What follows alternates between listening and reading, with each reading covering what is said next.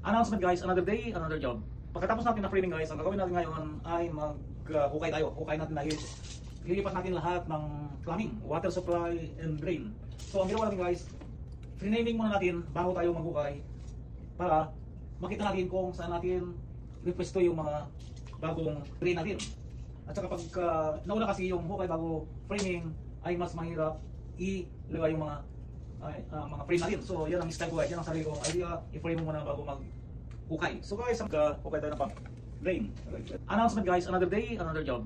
Pagkatapos natin na framing guys, ang gagawin natin ngayon ay mag-hukay tayo. Hukay natin dahil lilipat natin lahat ng plumbing, water supply, and drain. So ang ginawa natin guys, renaming muna natin bago tayo maghukay para makita natin kung saan natin repwesto yung mga bagong drain natin. At saka pag nauna kasi yung hukay bago framing ay mas mahirap ilagay yung mga frame natin. So yan ang style ko guys, yan ang sarili kong idea, i-frame mo muna bago mag-hukay. Hukay na natin at ganito ang makita natin. So maraming collection dito guys, may pagka-complicated. So pagkatapos natin hinukay guys at nire-route natin yung mga drain natin. Makita nyo guys, dati ang toilet ang nandito, kinat natin. Dati ang toilet kasi dito, so ililipat natin dito. Dati corner shower, nagiging rectangular shower. So nakapito guys, makita nyo itong mga venting na ito, venting, dry vent at wet vent. So dito natin lilipat guys sa main pipe, sa 4 inches na pipe. Doon natin kinonect tayo para sa toilet bowl.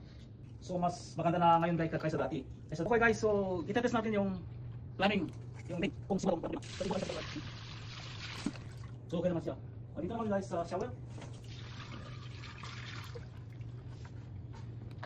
Sa mga hindi pa nakakalam guys, toilet bowl ay walang P-trap drain. Sa mga shower guys, mga vanity, may P-trap.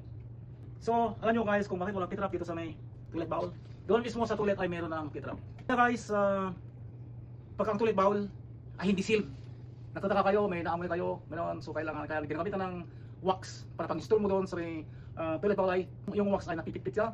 So kaya dati guys ang ginagamit rubber, pero mas maganda yung ring wax. So yun lang guys ang mag-advise ko sa inyo.